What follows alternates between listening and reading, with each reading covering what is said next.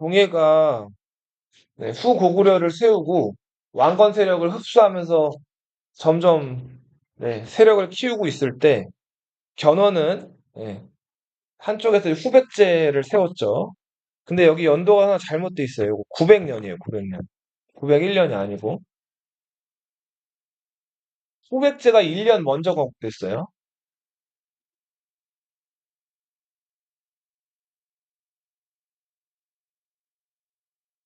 자, 견훤은 그 이제 완산주, 전주 지역에 자리를 잡고 그 주변에서 호족들을 아우르면서 이제 점점 세력을 키워 나가는데 어,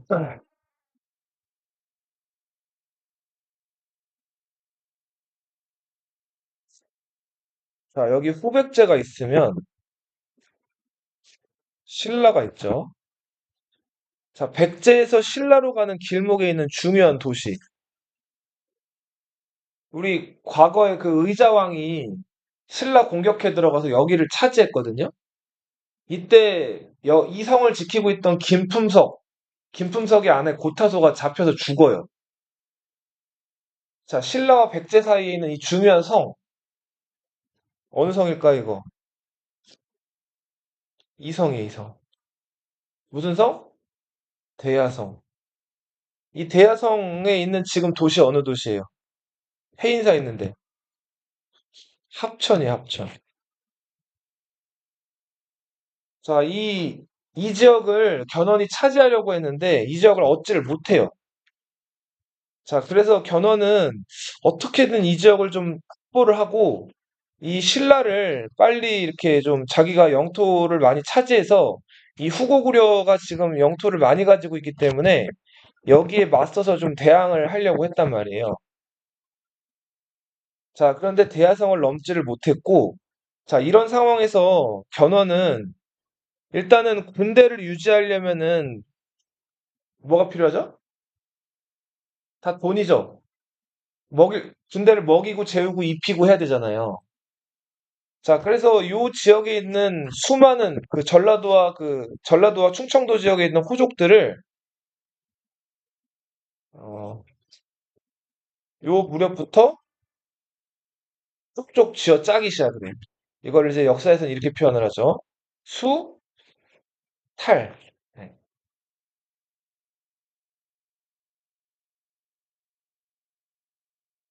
그리고 당시 여기를 이제 대야성을 후백제가 차지를 못한 다음에 후고구려 왕건이 여기를 와가지고 공격을 해서 여기를 차지한단 말이에요.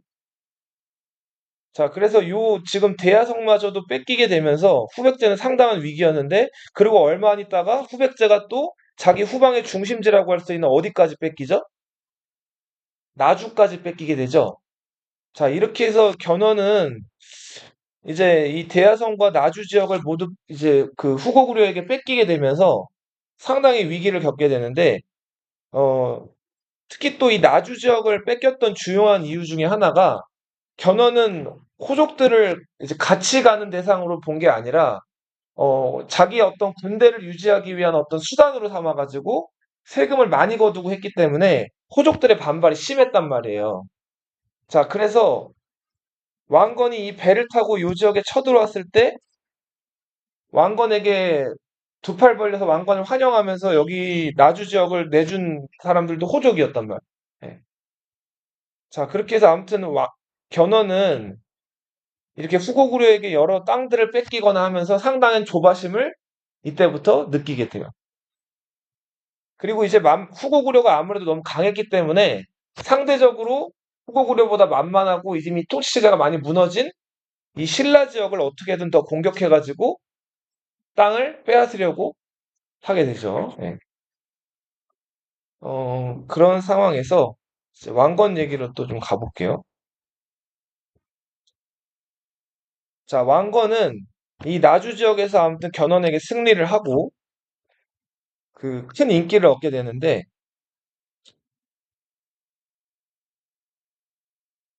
왕건 주인 얘기, 요거 고려 왕실 얘기는 사실 다음 달에 더 할 건데, 지금 미리 조금 얘기를 할게요.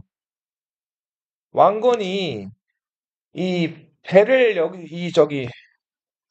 요 동네에서 많이 만들어가지고 배 타고 여기 후백제 후방을 쳤다 그랬잖아요. 이 배를 만들어준 집안이 그 왕건의 근거지 송악 옆에 있던 정주라는 도시예요. 예, 정주라는 도시의 호족 유천궁이라는 사람네 집안에서 배를 많이 만들어 줘가지고 왕건이 그 배를 타고 이 나주 지역으로 공격해 들어갈 수가 있었단 말이에요. 그래서 왕건이 그 정주 지역 호족 유천궁이라는 사람의 딸과 결혼을 해서 첫 번째 부인으로 맞아들인 사람이 신의 왕후 유씨라는 여인. 근데 안타깝게도 이 유씨랑 왕건 사이에서는 자식이 없었어요. 그리고 왕건이 이 나주 지역을 점령할 때 견훤에게 이런저런 명목으로 세금을 많이 뜯겼던 요 지역 호족, 어, 요 지역 호족 달연군이라는 사람이 있었어요. 이 달연군이라는 사람이 적극적으로 호응을 해가지고 이 나주 지역을 차지할 수가 있게 되는데 왕건이 이 달연군의 딸이랑 나중에 결혼을 하게 되거든요. 근데 그 달연군의 딸과 관련된 일화가 하나 있어요. 왕건이 이 나주 지역을 와서 하루는 요 지역 순찰을 돌면서 말을 타고 이제 달렸다 그래요. 자, 말을 막 열심히 타면은 숨이 차겠죠? 자, 그래서 숨이 차가지고 그 냇가에서 마침 빨래하고 있는 여자가 있는 거예요. 그래서 그 여자 근처에 가가지고 그, 나 목이 너무 마르니까 마실 물 좀 주세요라고 얘기를 했다 그래요. 그랬더니 그 빨래하고 있던 그 여자가 바가지에다가 물을 떠서 왕건에게 건네줬다 그래요. 자, 근데 왕건이 이제 바가지에 받은 물을 이제 마시려고 해서 보는데 그 바가지 위에 나뭇잎이 떠 있었다는 거예요. 자, 나뭇잎이 떠 있으면 물 마실 때 어떻게 마실까요? 나뭇잎 보통은 이제 빼내고 먹는다고 얘기를 하는 학생들도 있는데 아무튼 나뭇잎이 이렇게 있으면 물 너무 빨리 마시면 나뭇잎이 입으로 들어갈 수도 있죠. 그죠? 그래서 아무래도 그걸 나뭇잎을 먹지 않으려고 입으로 후후 나뭇잎을 불어가면서 물을 천천히 마시게 됐어요. 자, 왕건이 아무튼 그 갈증을 해결한 다음에 이 여인한테 왜 나뭇잎을 바가지에 띄워줬는지를 물어봤어요. 그랬더니 이 여인이 뭐라고 대답했을까요? 지금 막 물이 막 많이 목이 마른 상태에서 급하게 물을 마시면은 물 먹다가도 사람이 취할 수가 있잖아요. 자, 그럴까봐 일부러 나뭇잎을 띄워줬다는 거예요. 자, 왕건이 이 여인의 지혜에 감동을 해가지고 이때 이 여인과 이제 그 사랑을 나누게 돼요. 예. 자, 그렇게 해서 이 여인을 두 번째 부인으로 맞아들이게 되는데 그 부인이 달연군이라는 호족의 딸이었고 나중에 왕건이 그 삼국을 통일한 다음에 이 달연군한테 오씨성을 하사하거든요. 네. 자, 그래서 이 여인은 성이 오씨가 돼요. 나주 지역의 호족, 나주 오씨의 시조예요. 장왕후 오씨다. 두 번째 부인이에요. 이 왕건이 두 번째 부인인 장왕후 오씨와의 사이에서 아들을 하나 낳는데 그 아들이 왕무라는 아들이었고 이 왕무가 훗날 왕건의 뒤를 이어서 왕이 되는 세종이라는 임금이에요. 세종의 별명 그 주름진 임금님이란 별명이 있었어요.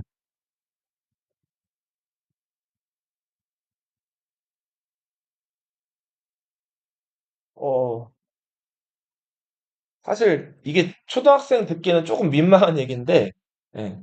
19금 얘기가 좀 들어가 있는데 선생님이 조금 아무튼 둥글둥글하게 얘기를 해볼게요. 이게 고려사에 실려 있는 얘기예요.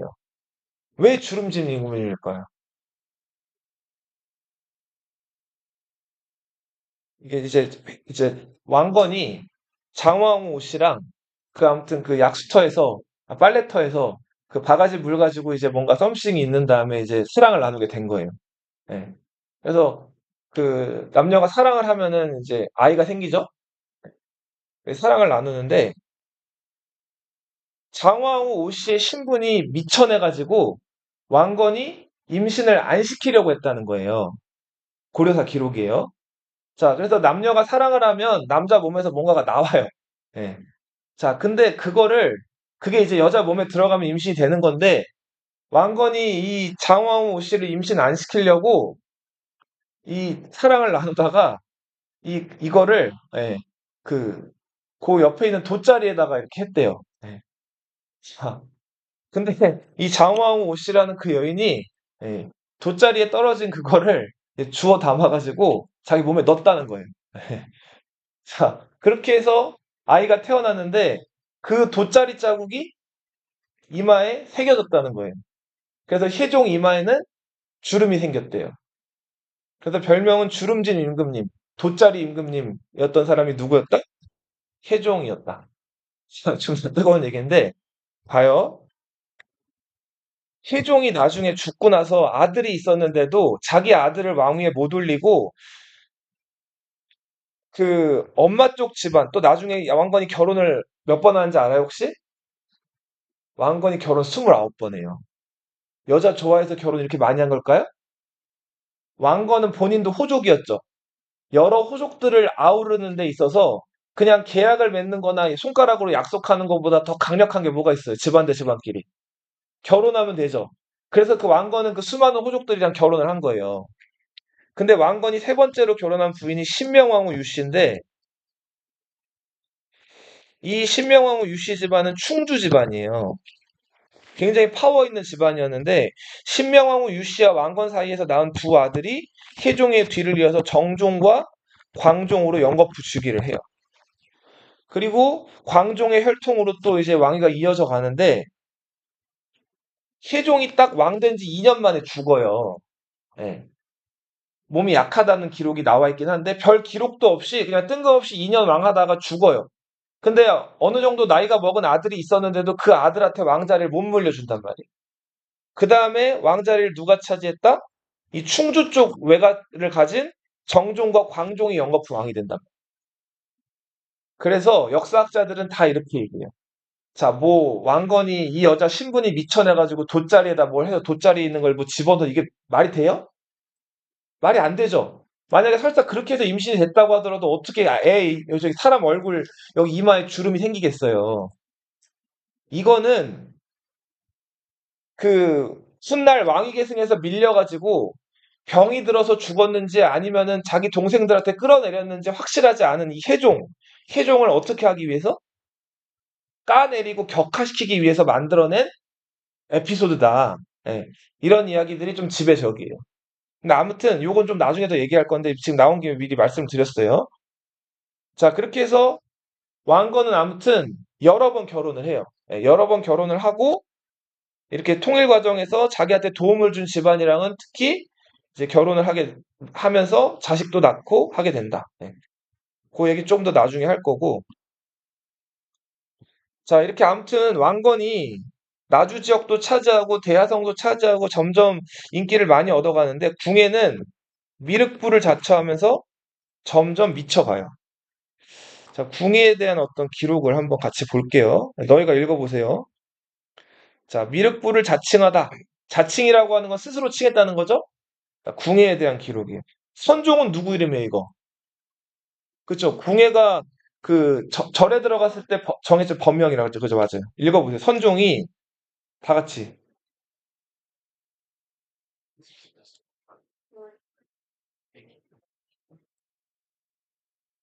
자, 머리에는 금색 두건을 썼대요. 화려했겠죠? 예. 그리고 가사라고 하는 게 뭔지 혹시 알아요? 스님들이 이렇게 두르는 승복 위에 두르는 이런 붉은 천 같은 것들 있죠. 이걸 가사라 그래요. 자, 그리고 읽어보세요. 큰아들을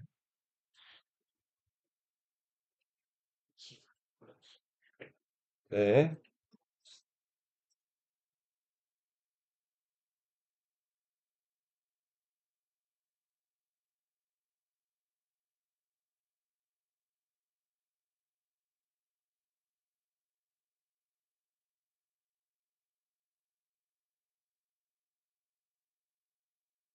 여기서 지금 보면은 일산이라고 하는 거는 해를 가려주는 양산.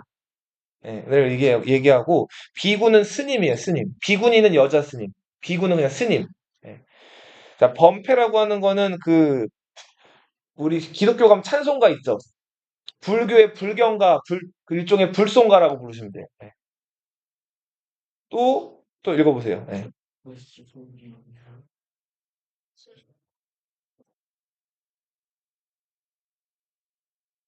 지금 만약에 교회 목사님이 성경책 말고 자기 얘기라든지 이런 것들을 성경처럼 만들어내가지고 이거 신도들한테 읽으라 그러면 이거 뭐예요? 사이비죠. 예. 사이비 행동들을 하고 있는 거예요. 때로는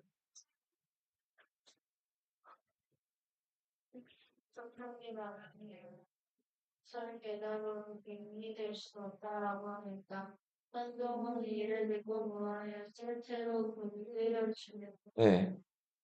자기 사입이라고 하는 사람을 때려 죽였대요. 철퇴로. 자, 요런 모습을 좀 보이고 있고, 네. 그리고 이제 더 나아가서 이상해지죠. 부인과 이제 자기 두 아들을 죽이는데 요거 전에 이건 고려사 기록이 방금 삼국 사기 기록이었고, 자, 이때 궁예가 반역죄를 터무니없이 얽어 하루에도 100여 명을 죽이니 장수나 재상 가운데 해를 입는 자가 열에 여덟 아홉이었다. 늘 스스로 말하기를 나는 미륵 관시법을 체득하여 부녀자들이 몰래 간통하는 것을 한 것도 알 수가 있다. 간통이라고 하는 게 뭐였죠? 바람 피는 거였죠. 예. 만일 나의 관심법에 걸리는 자가 있으면 곧 엄벌에 처하리라고 해. 드디어 쇠를 두드려 3척, 1척이 한 30cm라 그랬죠? 예, 90cm의 쇠 절구공이를 만들어서 쇠 막대기 같은 걸 이렇게 만든 거죠. 죽이고 싶은 사람이 있으면은 번번이 그것을 불에 달구어 가지고 음부에 찔러 넣어 입과 코로 연기를 뿜으며 죽게 하니. 음부는 그 여자 성기를 얘기해요. 자, 여기다가 찔러 넣어서 사람 코나 입에서 연기가 나서 죽었대요. 미친 거죠. 예, 점점 이상해진 거예요. 자, 이로 말미암아 아녀자들이 무서워 벌벌 떨었으며 원망과 분노가 날로 심하였다. 자, 하루는 여기서부터 너희가 읽고 태조가 누구예요, 이거? 그죠? 나중에 요거는 이게 고려사 기록이거든요. 고려사에서 태조는 왕건이죠. 예. 태조를부터 읽어보세요. 우리가 과연 사람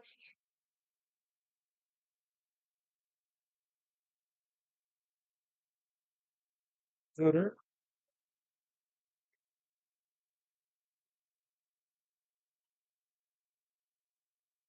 지금 왕건을 의심한 거죠.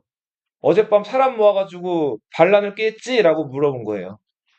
자, 그랬더니 태조가부터 읽어보세요.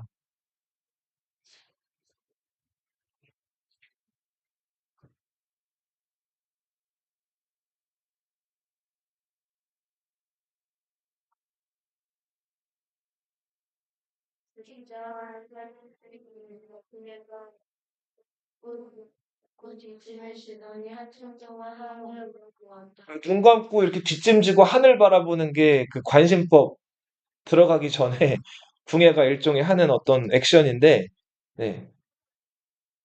그때 얘가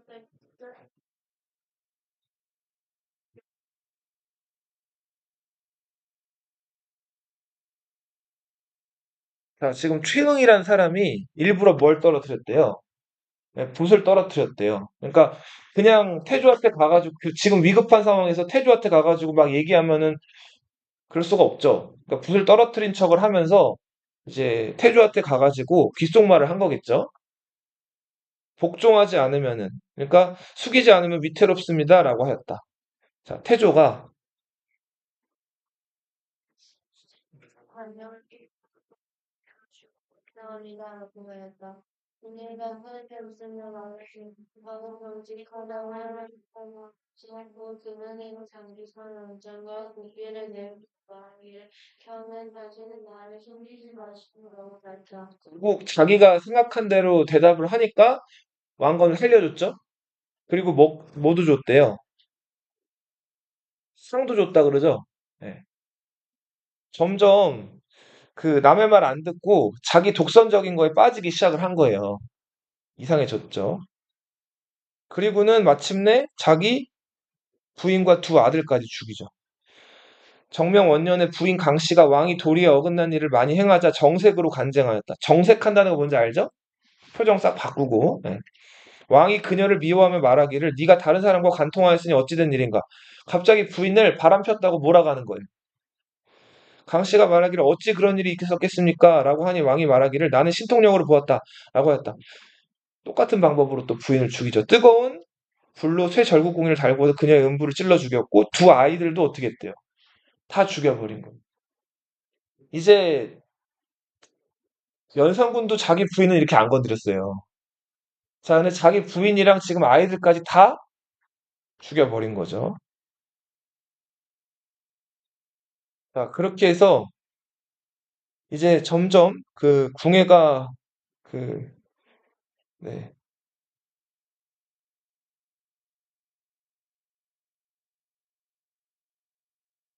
이상해지고 있는데,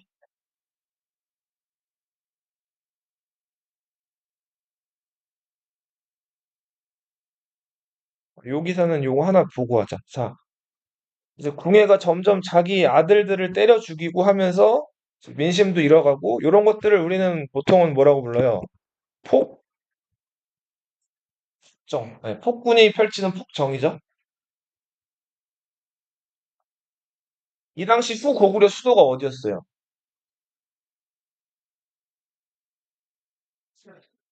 철원이었죠, 철원? 네, 송악이었다가 철원으로 다시 옮겼죠. 이 철원에 웬 머리가 하얗게 센 노인이 그 거울을 팔러 와요. 왕창근이라는 신하가 그 노인으로부터 거울을 사거든요. 청동 거울인데.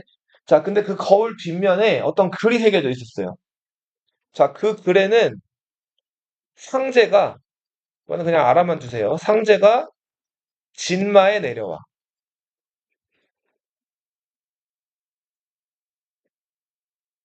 혹은 상제의 아들로도 기록이 되어 있습니다. 상제 혹은 상제 아들. 진마가 어딜까요? 진마. 아, 상제는 옥황상제를 얘기하고 진마는 어딜까요? 진한, 마한. 아, 진한과 마한은 곧 선반도를 뜻하겠죠? 여기에 내려와가지고 닭을 잡고 오리를 친다. 닭을 잡는데요. 닭 하면은 떠오르는 뭐가 없나? 우리 저 신라 왕이 처음부터 김씨가 아니었죠. 박씨, 석씨가 돌아가면서 왕을 하다가 김씨가 왕이 되잖아요, 나중에. 자, 김씨 왕의 시조 김할지 기억나요? 김할지가 그 태어날 때 신라 궁궐 옆에서 닭 우는 소리가 나가지고 그 닭이 우는 숲에 가봤더니 왜 황금 상자가 나무 위에 매달려 있었다 그랬잖아요. 그거 내려가지고 상자를 열어봤더니 아이, 쇠투리로 아이를 알지라 그래서 그 아이를 김알지라고 한 거 아니에요. 그죠? 그래서 그때 닭이 우는 그 숲, 그 김알지를 찾아낸 그 숲을 계림이라고 불렀다고. 닭개자 써가지고. 이때부터 신라를 가리키는 표현으로 서라벌, 사로, 신라 외에도 계림이라는 표현도 심심치 않게 등장을 해요. 그래서 여기서 닭을 잡는다는 거는 어디를 멸망시킨다는 거예요? 네, 신라를 멸망시킨다는 거예요. 자, 그리고 오리를 친대요. 자, 오리. 너희 여기 저 높으면 무슨 산이에요? 백두산. 백두산에서 서해바다로 흘러나간 이 강이 무슨 강이에요? 이성계가 군대 돌린 위화도가 있는 이 강. 앞 압록강이에요. 압록강 하구의 그 한 가운데 있는 섬이 위화도란 말이에요. 압록강 할 때 이 압자가 오리 압자예요, 오리. 자, 그 압록강이 왜 압록강이냐면 그 너희 청둥오리 알아요? 청둥오리? 청둥오리 몰라요? 머리 색깔이 어때요? 그쵸? 푸른빛이죠? 그죠? 자, 압록강 물이 오리 대가리처럼 푸른 색깔이라 그래서 압록강이에요. 록이 푸를 녹자거든요? 오리 앞자에 푸를 녹자예요. 나중에 집에 가서 네이버 같은 데 한번 쳐보세요. 청둥오리 한번. 네. 청둥오리 쳐보면은 그 오리 머리만 파래요. 압록강 물이 어떻다고 물빛이? 파랗다 해가지고 오리 앞자에 푸를 녹자 써가지고 압록강인데 오리를 친다는 거는 신라를 멸망시킨 다음에 이제 압록강까지 진격을 한다는 거예요. 실제로 왕건이 후삼국 통일한 다음에 북진 정책을 써가지고 평양 차지하고 압록강 올라가거든요. 자, 그리고 용 두 마리가 그 청목에 내려왔다가 용 두 마리가 한 마리는 청목에 숨고 한 마리는 흑금에 숨는다. 자, 이런 이야기가 거울 뒤에 써 있었는데 이때 청목이라고 하는 거는 이거는 뭘 뜻할까요? 푸른 나무죠. 자, 푸른 나무는 그 왕건의 근거지가 어디였어요? 송악이었죠, 송악. 예. 그 바위를 감추려고 저 나무들 심어놨었잖아요, 소나무들을. 그죠? 흑금은 어딜까요? 검은 쇠, 철이죠, 철. 철원을 뜻하죠. 여기서 용 두 마리가 내려와가지고 청목이랑 흑금에 숨는다는 거는 이제 왕건, 용 두 마리 중에 한 마리는 왕건 그를 뜻할 거고 또 한 마리는 궁예를 뜻하는 거죠. 그래서 아무튼 이런 글씨가 적혀 있는 거울을 왕창근이라는 사람이 사가지고 자, 이런 것들을 아무튼 해석을 하게 되는데 이거는 결국은 이제 왕건이라는 사람에게 1000명이 넘어와가지고 왕건이 왕이 된다 이런 어떤 예언, 징조 이런 것들이라고 보시면 돼요. 근데 실제로 이렇게 뭐가 이렇게 써여져 있는 그 거울이 있었을까요?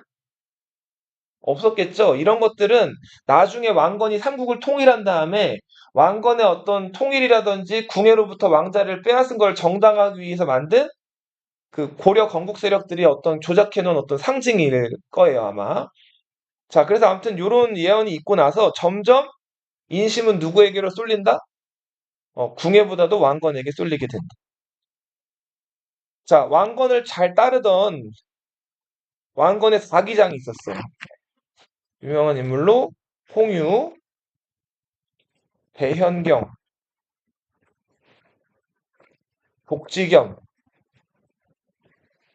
신순경. 자, 이 인물들이 왕건을 찾아가서 반란을 일으키라고 왕건에게 조언을 한단 말이에요.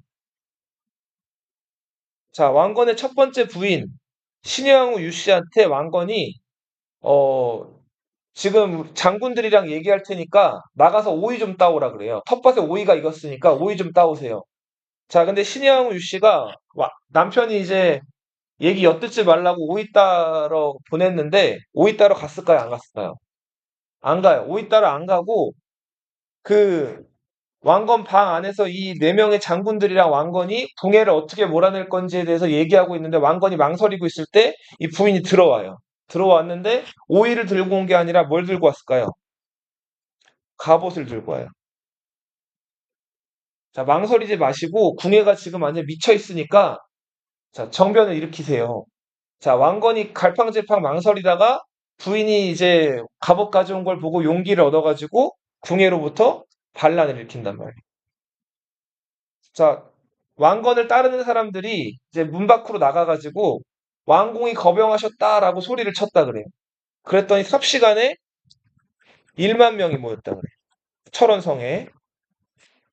자, 이렇게 많은 사람들이 모여가지고 이제 궁예가 있는 궁궐로 넘어가려고 하니까 궁예가 당황해가지고 그 왕이 갖춰야 되는 옷도 못 입고 평상복, 미복 차림으로 궁 밖으로 도망 나갔다 그래요.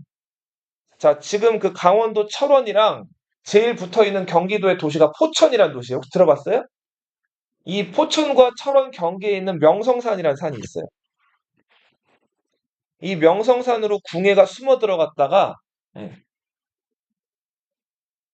결국 왕건한테 왕자를 뺏긴 거죠. 그러니까 어떻게 했을까요? 그 산 안에서 슬피 울었다 그래요.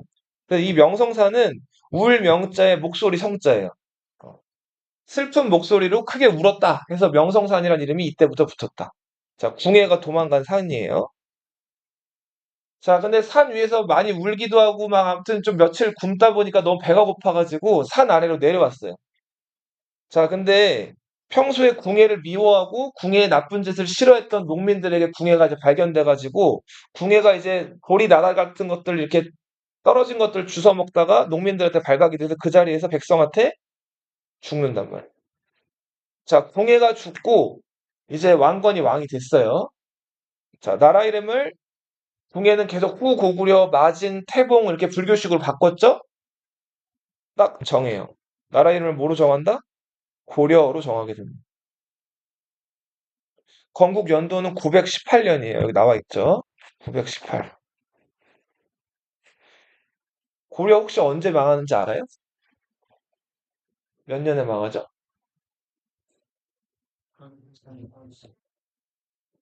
그죠? 이때 망하죠. 고려 왕조 몇 년 갈까요? 계산해봐요. 474년. 거의 500년 가까이 가죠, 고려 왕조도.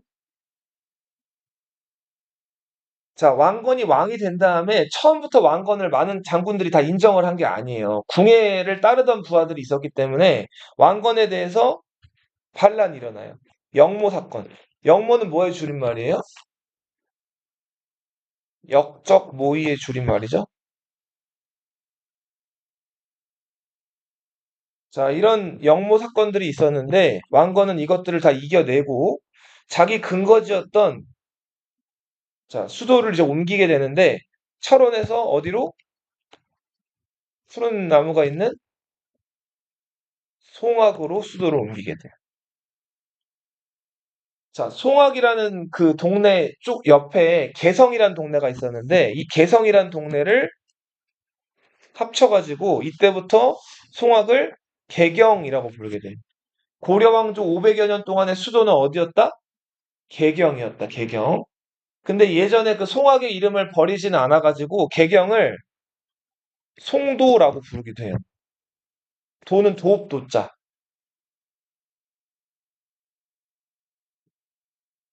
자, 궁예가 북원의 양길 밑에 있다가 명주, 지금의 강릉 지역에 가가지고 그 지역에서 새를 키운 다음에 그 나중에 저 북원을 양길을 몰아내고 자기가 이제 후고구려를 세운 건데 봉이한테 적극적으로 협력했던 그 지역에 순식이란 사람이 있었어요. 이 그 김순식인데 이 김순식이 궁에 몰락하고 나서도 한동안 왕건한테 협력을 안 해요. 그래서 왕건이 골치를 앓았는데 이제 궁예가 완전히 몰락하고 3년 있다가 김순식이 왕건한테 항복해 온단 말이에요. 왕건이 이게 너무 기뻐가지고 김순식한테 성을 줘요. 그래서 이때부터 김순식은 왕건과 같은 무슨 성씨를 갖게 된다? 왕순식이 돼요.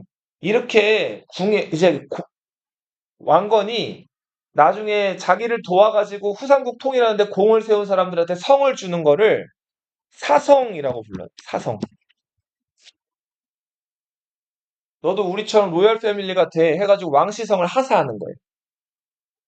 그리고 이때 삼국시대 때는 성이 없던 사람들이 많이 성을 갖게 되는데 이때 수많은 사람들이 성을 갖게 돼요. 일백백.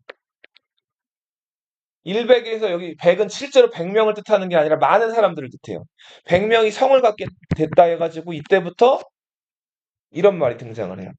뭐가 등장한다? 백성.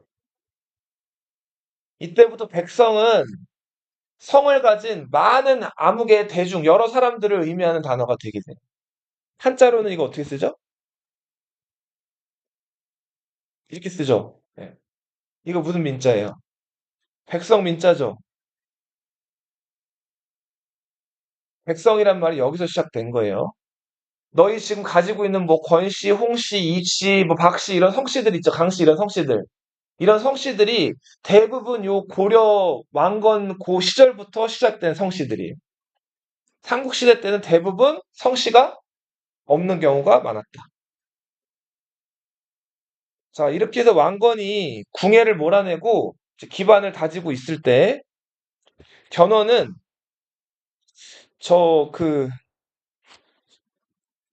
동해에서 왕건으로 세력 교체가 됐다는 얘기를 듣고 어떻게 하면 자기가 좀 세력을 만회해 볼까 하다가 아무래도 상대적으로 더 약했던 고려가 아닌 어디를? 신라를 공격해 들어간단 말이에요.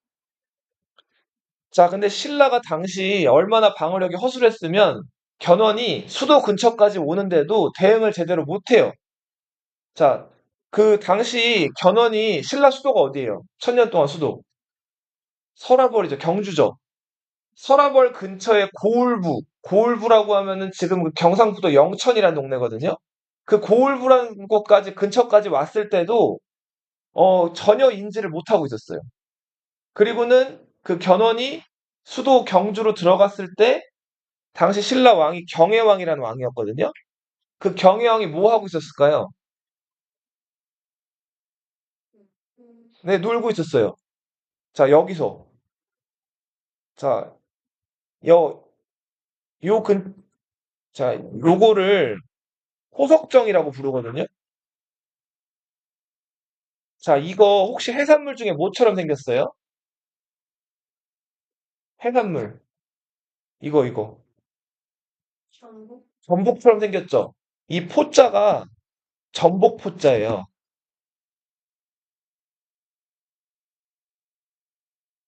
그리고 여기 보면은 이렇게 홈이 있죠, 이렇게. 예. 여기다가 물을 흐르게끔 이렇게 그 물을 한쪽에서 이렇게 흘려주면 요 위에다가 술잔을 띄워 놓는 거예요. 그러면은 자, 물이 흐르는 거에 따라서 술잔도 같이 어떻게 돼요?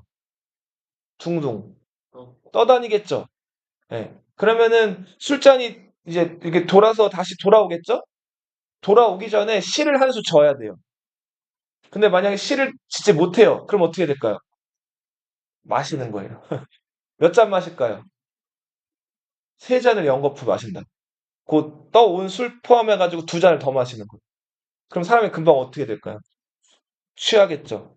자, 이렇게 신라인들의 어떤 놀이문화, 유흥 이런 것들을 보여주는 유명한 정자가 포석정, 전복 포자라 그랬죠. 그리고 방금 얘기한 잔을 띄워놓고 흐르는 물에 그 잔이 흘러갔다 오늘 동안에 뭐 시를 짓거나 하면서 놀았던 이런 것들을 유상국수라고 불러요. 유는 흐를 유자, 상은 술잔을 뜻해요. 곡은 굽이친다, 수는 물수자. 예. 경혜왕이 견훤의 군대가 서라벌에 들어왔는데도 불구하고 그 연회를 베풀고 여기서 놀고 있었다는 거예요. 그러다가 신라 군대가 와가지고 경혜왕도 잡고 경혜왕의 왕비도 잡아요. 자, 그러면서 당시 이제 견훤이 이 그 경혜왕을 많은 사람들 앞에서 막 욕을 보여요. 네. 자, 잔을 따르라고 한 다음에 술잔을 마침 이제 경혜왕이 무릎 꿇고 와가지고 견훤한테 따랐는데 그걸 막 버린 다음에 네. 그 뭐 버리는 것도 이제 경혜왕 옷에다가 뿌렸다고 하는 얘기도 있고 자, 그리고 경혜왕 면전에다 침을 뱉었다. 뭐 이런 얘기도 있어요. 아무튼 경혜왕한테 욕을 잔뜩 그 먹게끔 한 다음에 경혜왕한테 칼을 줘요. 그다음 어떻게 하라 그랬을까요? 자살해라 이렇게 한 거예요. 그래서 경혜왕이 그 자리에서 스스로 목숨을 끊어요. 경혜왕의 왕비 그리고 후궁들 자, 이런 사람들은 왕비는 견훤이 데려가 가지고 강간했다 그래요. 강간은 남자가 힘으로 여자를 강제로 눌러가지고 이렇게 성폭행을 하는 거죠. 자, 후궁들은 자기 부하한테 보내가지고 성폭행을 시켰다. 완전히 신라를 어떻게 해버린 거예요? 짓밟아 버린 거죠. 예. 자, 그리고는 경혜왕이 죽은 다음에 새로 왕을 세우는데 이 사람이 신라의 마지막 왕. 다시 김씨왕이 서요. 경순왕. 이름은 김부. 이름이 부예요, 부. 자, 근데 상북사기에는 경혜왕이 실제로 견훤이 쳐들어왔을 때 연애를 벌이고 있었다라고 기록이 돼 있긴 한데 이게 정말 연애를 벌인 거였을까요? 역사학자들은 이걸 고지고대로 그렇게 해석하면 안 된다고 요즘에는 설명을 하고 있어요. 연애보다도 사실 이 포석정은 그리고 경혜왕이 그때 연애를 벌였다는 요 시점, 그 견훤의 침략을 받았다는 요 시점이 음력으로 11월 초였어요. 음력 11월 초면은 양력으로 환산하면은 여기다가 45일을 더해야 되거든요. 그럼 언제예요? 12월 중순이죠. 12월 중순에 이 야외에서 술 마시고 연애를 베푼다? 12월 중순이면 날씨가 어때요? 춥죠? 자, 그래서 이 날씨에 야외에서 진짜 적이 쳐들어오는 것도 모르고 술 먹고 놀고 있을 정도로 신라가 엉망이었다. 이렇게 보진 않아요. 그러면은 과연 여기서 삼국사기에서 왜 이런 기록이 써있을까라고들 이제 생각들을 하는데 헌강왕 때, 그러니까 이 저 경혜왕 한참 전에 왕이었던 헌강왕 때 이 포석정에서 제사를 지냈다는 기록이 있어요. 당시 그 하늘의 신에게 이런저런, 그리고 뭐, 나라 정치 좀 잘 되게 해주세요. 이런저런 명목으로 무희들이나 이런 사람들 불러다가 제사를 지냈다는 거예요. 연애를 할 때도 술을 마시지만 제사 지낼 때도 어때요? 술을 마시죠. 그래서 아마 이 경혜왕이 마지막에 벌였다는 그 연애는 연애라기보다는 그 뭔가 지금 나라가 기울어져 가고 어려워진 상황이니까 적의 침입을 좀 막아달라는 취지로 뭐 하늘에 있는 신이나 누군가에게 제사를 지낸 것이 아닐까라고들 요즘에 추측들을 해요. 근데 아무튼 경혜왕은 여기서 견훤에게 끔찍하게 목숨을 잃게 된다. 네. 그리고 나서 신라의 마지막 왕 경순왕이 서게 돼요. 자, 견훤이 서라벌. 서라벌은 금성이라고도 하죠. 금성을 함락하고 만행을 저지른다. 자, 공예도 신라를 좋아하지 않았어요. 견훤도 지금 신라를 쳐들어와서 온갖 만행을 저질렀죠. 근데 왕건은 달랐어요. 자, 왕건은 그 신라에서 항복해서 들어오는 사람들이 있으면 그 항복을 받아주기도 하고 어떻게든 신라 왕이랑 계속 교신을 하면서 그 신라를 자기들 어떤 그 통치의 파트너로 같이 끌고 가려고 그랬단 말이에요. 근데 요 무렵에 견훤이 쳐들어왔을 때 신라에서 다급하게 고려에다가 SOS를 요청해요. 이때 왕건은 지체 없이 5천 명의 군대를 이끌고 자기가 직접 남쪽으로 내려와요. 누구를 구원하러? 신라를 구원하러. 자, 왕건이 저 송악, 개경에서 이 신라 수도 서라벌로 그 가는 길에 지났던 큰 도시가 있어요. 지금 광역시이기도 해요. 어느 도시일까요? 대구를 가요, 대구. 자, 대구를 가면 당시에 공산이라고 부르는 산이 있어요. 자, 왕건이 이 공산을 지나는데 견훤은 이 서랍을 함락시킨 다음에 왕건이 서랍을 지워놓을 것까지 예상을 하고 있었어요. 자, 개경에서 대구가 가까울 거야? 서라벌에서 대구가 가까울 거야? 경주에서 대구가 가까울까요? 경주에서 대구가 훨씬 가깝죠? 자, 그래서 이 경주를 점령한 견훤이 대구 지역에서 만반의 준비를 갖추고 있었던 거예요. 자, 그래서 왕건이 영문도 모르고 막 말 타고 이제 말이 지칠 정도로 빠르게 달려왔다 그래요. 그 5천 명의 기병이 이제 그 공산을 지나는데 공산 주변에 이제 숨기 좋은 지역에 이제 군대를 숨겨놔서 매복이라고 하죠. 매복시켜 놨다가 왕건이 지나갈 때 이 왕건을 덮쳐요. 자, 이때 왕건이 견훤의 군대에게 포위돼가지고 절체절명의 위기에 놓인단 말이에요. 이게 공산 전투예요. 자, 왕건이 이제 포위를 못 들어가지고 진짜 죽어야 되나 보다 싶었는데 왕건의 얼굴을 닮은 그리고 충성심이 굉장히 강한 궁예를 몰아낼 때 왕건한테 앞장서가지고 궁예를 몰아내자고 주장했던 왕건의 사기장 중에 한 명이었던 누구? 신순겸이란 인물이 왕건이 입는 갑옷이랑 이런 것들을 대신 입어요. 자, 그리고는 왕건 대신해서 자, 그 왕건을 가장해가지고 동쪽으로 군대를 몰고 자기가 왕건인 양 행세를 하면서 간단 말이에요. 이때 왕건은 병사복장으로 분장을 한 다음에 반대쪽으로 도망을 치게 돼요. 자, 이때 견훤 군대가 이 신순겸의 군대를 왕건의 군대라고 착각을 해가지고 포위한 다음에 신순겸을 잡았는데 신순겸이 왕건이 아니었죠? 그래서 결국은 신순겸과 김락이란 장군은 왕건을 대신해서 죽게 되죠. 이때 신순겸과 김락 외에도 6명의 공신들이 더 왕건을 위해서 죽었다 그래요. 그래서 이때부터 대구에 있는 이 공산의 이름이 8명의 공신을 기린다 그래서 무슨 공산? 팔공산이라고 불리게 됐다. 그리고 왕건이 병사 복장을 하고 그 팔공산 옆에 있는 그 뒷산으로 혼자 넘어가게 되는데 왕건이 넘어간 그 산을 왕산이라고 부르고요. 왕건의 군대가 견훤에게 대패한 다음에 그 저 팔공산 자락 아래서 다 흩어졌다 그래요. 흩어질 군사 군자 써가지고 왕건의 군사가 흩어진 언덕, 파군제. 왕건이 병사 복장을 하고 도망가는데 며칠 동안 도망가다 보니까 먹을 게 없고 목도 너무 마른 거예요. 마침 나무꾼이 나무를 하러 올라오다가 왕건을 만났어요. 왕건이 자기한테 먹을 것 좀 달라고 부탁을 했더니 이제 나무꾼이 자기 점심을 좀 떼어줬단 말이에요. 자, 왕건이 그거를 먹고 좀 힘을 얻고 있을 때 이제 나무꾼은 나무를 하러 갔는데 자, 그 왕건이 아무튼 그걸 먹고 재빨리 다른 쪽으로 또 달아났단 말이에요. 나중에 나무꾼이 생각을 해보니까 이 사람 범상치가 않아요. 그리고 알고 봤더니 이 사람이 왕이었던 거예요. 자, 이 왕을 잡아다가 견훤한테 바쳤으면 큰 포상을 받을 수 있었을 텐데 안타깝게도 왕건을 놓쳤죠. 자, 잃을 실자, 임금 왕자. 왕건을 놓친 마을이라 그래서 실왕리. 네, 이런 마을들 지명이 지금도 대구에 전해지고 있어요. 대구 가면 지하철이 있거든요. 대구 지하철역 중에서 안심역이라는 역이 있어요.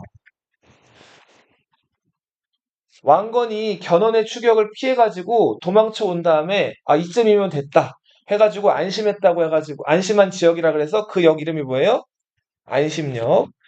자, 왕건이 이제 완전히 추격병에서 이제 자유로워져가지고 왕건의 얼굴이 펴졌다 해가지고 풀해자에 얼굴 안자 써가지고 해안역.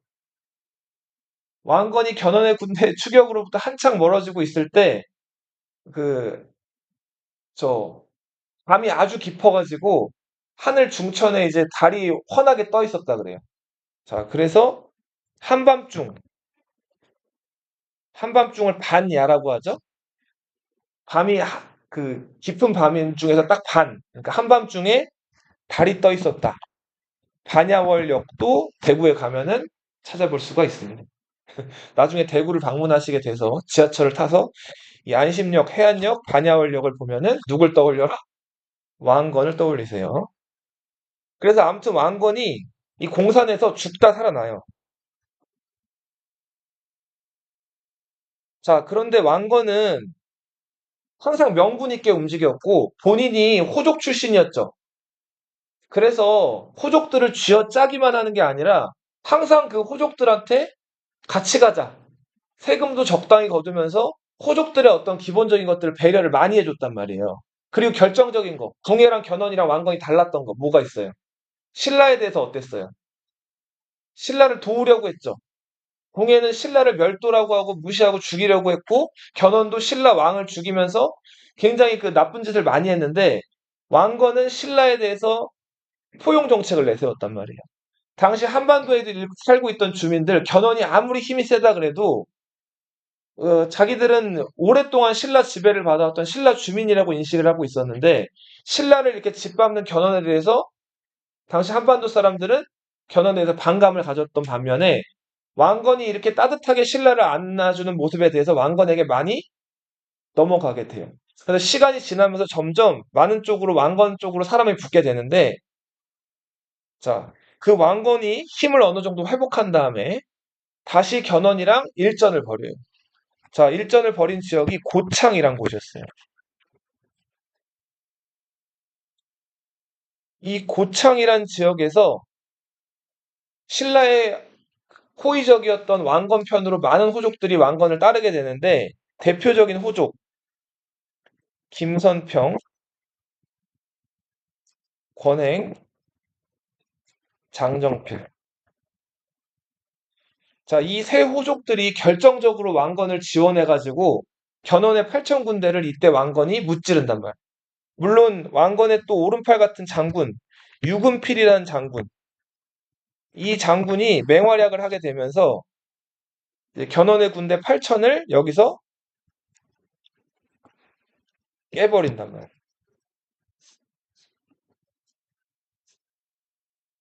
자, 이때 왕건은 굉장히 기뻐했다 그러고 이 고창 지역이 이제 개경의 동쪽에 있어서 동쪽을 편안하게 했다 해가지고 고창에 이름을 하나 붙여줘요. 편안할 안자에 동력 동자 써가지고 이때부터 고창이 뭐라고 불리게 된다? 안동이라고 불리게 돼요.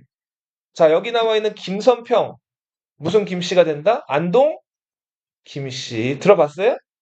네. 세도 정치 들어봤나요? 네.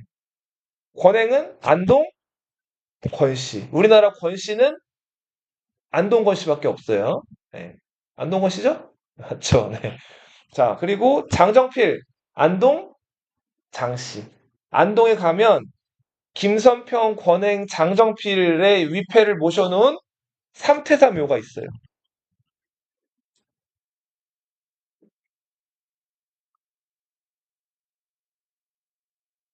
자, 그리고 왕건이 이제 견훤을 무찌른 거에서 더 나아가가지고 직접 서라벌에 가요.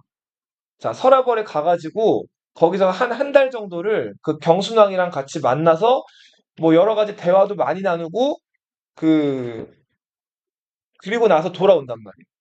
자, 개경에서 경주까지가 500km거든요. 그 먼 길을 왕건이 서라벌까지 찾아와가지고 신라 왕을 만나고 돌아간 거예요. 자, 이때부터 많은 사람들이 아, 이제 천명, 하늘의 운명은 왕건에게 있구나라고 생각들을 하게 되고 왕건에 대한 민심이 점점 더 올라가게 됐겠죠? 네. 자, 전원은 고창 전투에서 진 다음부터 점점 이제 삼국 항쟁에서의 주도권을 이제 잃어가요. 조금씩 영토를 야금야금 왕건에게 뺏기게 되고 견훤에 충실한 부하들이 막 왕건에게 붙는 경우도 생긴단 말이에요. 자, 그리고 이제 더욱더 문제였던 거는 견훤이 요 935년에는 나이가 69세가 됐어요. 그럼 어느 정도예요, 나이가? 굉장히 고령인 거죠. 자, 당연히 후계자를 생각하지 않을 수가 없죠. 자, 견훤에게는 여러 아들들이 있었는데 그중에 유명했던 아들이 첫 번째 아들이 신검, 둘째 아들 양검, 셋째가 용검. 자, 검자 돌린 거에서 알 수 있듯이 견훤이 아무튼 무예를 좀 숭상했던 인물인 것 같기도 하고 신검, 양검, 용검은 첫 번째 부인이 낳은 자식들이에요. 능력은 그냥 별로였어요. 근데 막내 아들 금강 엄마가 달라요 얘네들이랑. 얘가 뛰어났어요.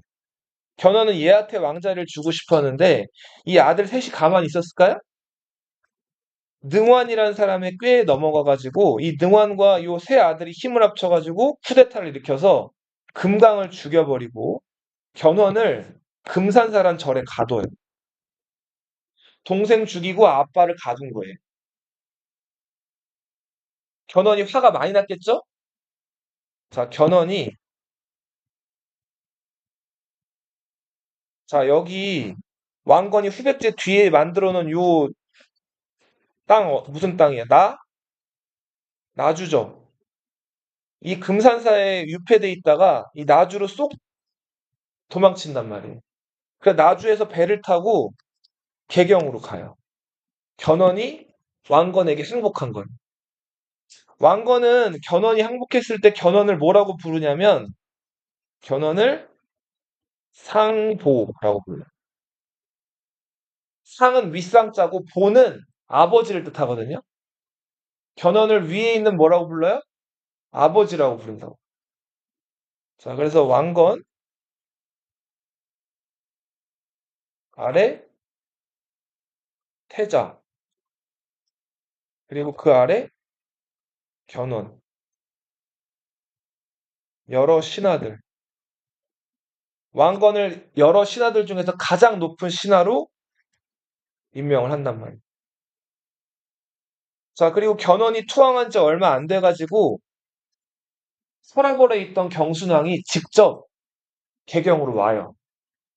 이번에는 그냥 온 게 아니고 나라 지도라든지 땅 문서 여러 가지들을 다 가지고 와서 왕건에게 바쳐요. 이게 의미하는 건 뭐예요? 신라가 항복을 한 거죠. 자, 신라가 마침내 멸망을 하게 되죠. 자, 이제 마지막 일전이 남았어요. 그 왕건의 군대랑 아버지를 몰아낸 왕건의 큰아들 누구? 신검의 군대. 경상북도 선산에 일리천이라는 그 동네가 있는데 이 일리천에서 왕건의 군대 10만, 신검의 군대 10만. 자, 만만치 않은 군세였는데 전투는 생각보다 싱겁게 끝났어요. 왕건 군대에 누가 있었죠? 나이 많은 견훤이 있었죠. 자, 견훤이 왕건 군대 제일 선봉에 서가지고 신검의 군대를 향해가지고 자, 이 신검의 군대를 꾸짖었다 그래요. 네. 어떻게 꾸짖었는지 정확하게 나와 있진 않지만, 아무튼, 신검의 군대는 이거 다 누가 키운 거예요? 견훤이 키운 거죠. 자, 그래서 견훤을 보자마자 이 신검의 군대가 사기가 떨어지면서 다 뿔뿔이 도망쳐 버렸다 그래요. 그래서 제대로 싸워보지도 못하고 신검은 왕건에게 사로잡혀요. 왕건은 아버지를 가둔 신검, 양검, 용검 중에서 양검과 용검은 그 자리에서 처벌하고 신검을 부추겼던 능완도 죽여버려요. 자, 그런데 신검은 죽이지 않아요. 신검은 죽이지 않고 오히려 벼슬을 주는데 아버지 견훤이 계속 신검을 죽여달라 그러거든요. 근데 신검을 죽일까요? 안 죽일까요? 안 죽여요. 자, 자기 원수 같은 아들 신검을 죽이지 않자 견훤은 화병이 나가지고 70살의 고령에서 병이 악화돼가지고 견훤도 죽는단 말이에요. 신검에 대한 기록은 그 이후에 나오지 않아요. 자, 이렇게 해서 왕건에 의해서 후삼국이 통일된다. 자, 여기까지고요. 그 시험에 나올 거 좀 빨리 찍을게요, 제가. 네. 이게 범위가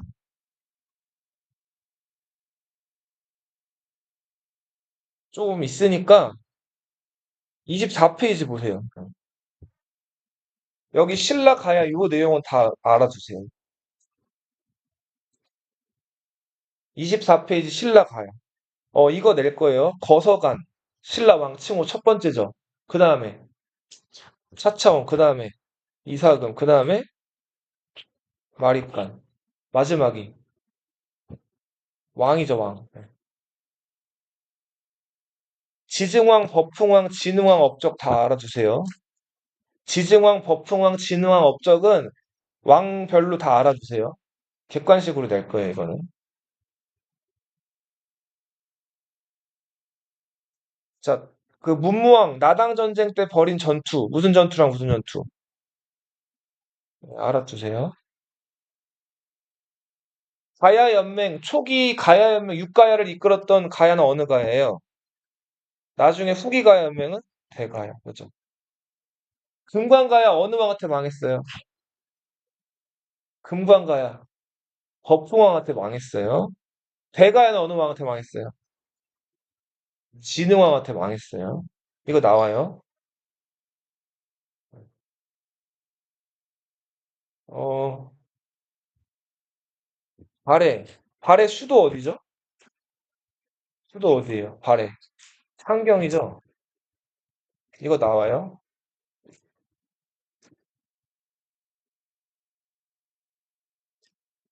발해 수도 어디라고요? 상경이에요, 상경. 발해 누가 건국했죠? 조용. 대조영.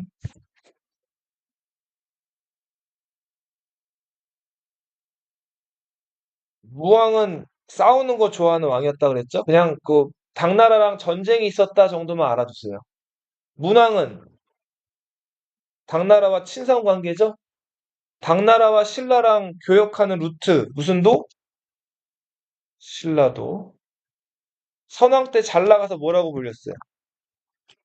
발해 어느 나라한테 망했어요? 거란 침략으로 망했죠? 넘어가세요.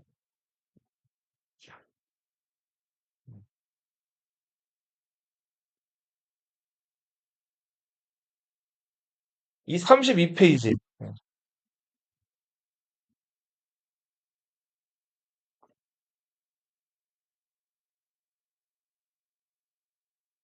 신라 중대 무열왕부터 해공왕까지였다는 거 알아두시고 이때 집사부 시중의 권한이 어떻게 돼요? 커지죠? 반면에 상대등은 권한이 줄죠? 네, 알아두세요. 32페이지. 요거 낼 거예요, 요거. 특히 신문왕. 자, 무열왕은 최초의 무슨 출신 왕이에요? 네. 무열왕이 뭐 하는 것까지 보고 죽어요. 네. 문무왕은 고구려 멸망시키고 나당 전쟁 이겼죠? 신문왕 업적은 이거는 굉장히 중요해요. 자기 장인어른이었던 누구? 김흠도레난. 유학교육기관 뭐 만들었어요? 네, 국학. 관료 전. 노급을 폐지했죠. 신라를 몇 주랑 몇 소경으로? 구주 오소경. 육두품은 왕의 정치적?